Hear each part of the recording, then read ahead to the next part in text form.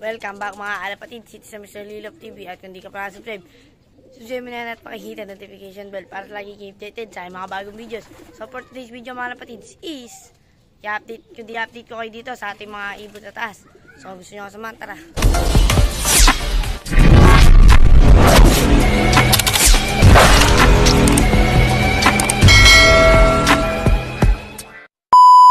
Bago ko yung update mga alapatid, papakainin muna natin sila. Ayan muna yung mga ibon natin.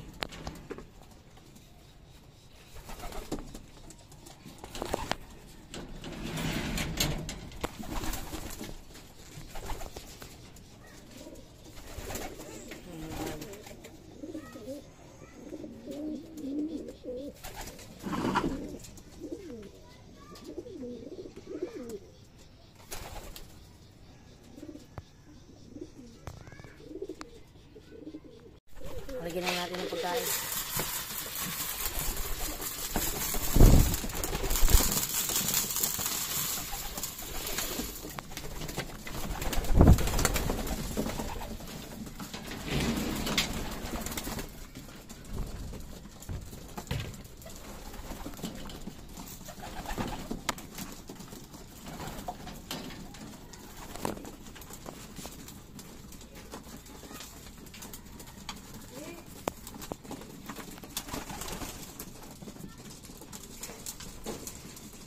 May meron tayong mga bisitang kalapate, oh. Mga bisita.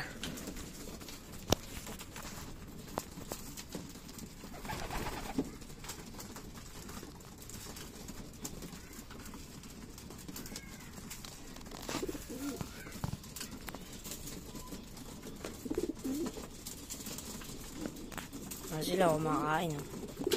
Palitan natin yung tubigan pala. Dumi yung tubigan, oh. Palitan natin ng bago. Pakitubig natin.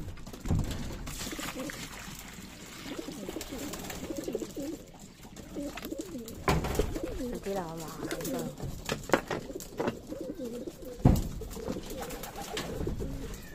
Mga barders.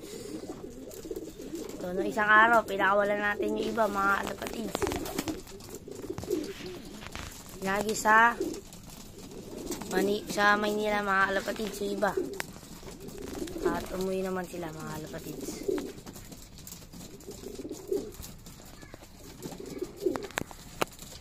Hindi ko lang alam kung sino yung mga inagis ni daddy ko.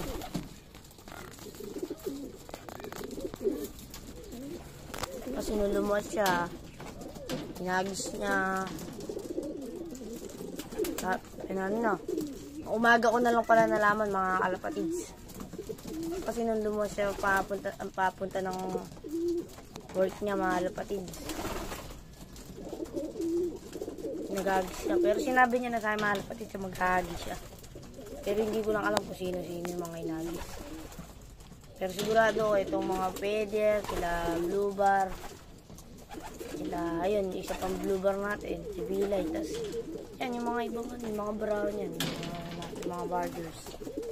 Sila siguro yung mga inagis. May basita tayong kalapati. Oh. Hindi pinapakain din yung sa kabilang pinababayaan ko nila.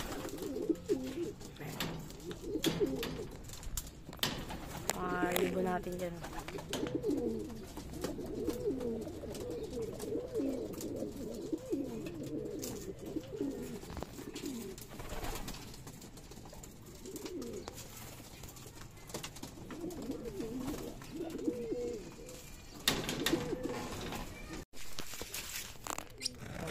Dito sa dalawa nating lovebirds, mga alapatids. Ito medyo malaki-laki na sila, si Shaggy tsaka si ano yung pangalan na maliit nito? Nakalimutan ko yung pangalan na itong maliit na to, si Ikis yata ito, si Ekis yata, hindi, basta ibang pangalan na lang.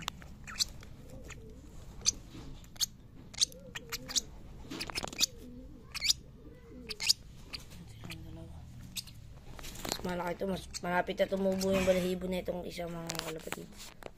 Itong labats. So itong puti.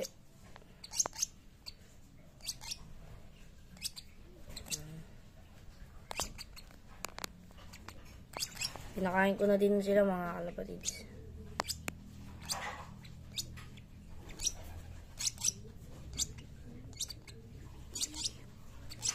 Yun na lang to mga kalapatids. Ito, isa ito.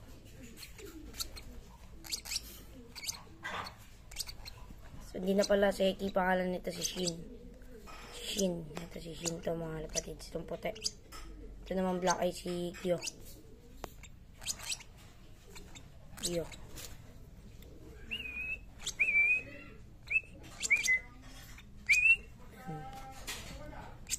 Tayo natin lagay din sa labas. Silang dalawa. Yan. Yan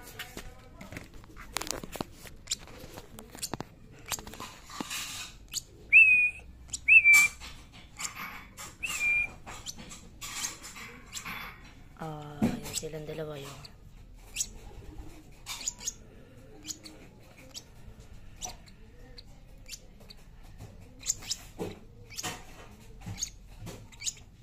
Nakakain nila yung kamay ko.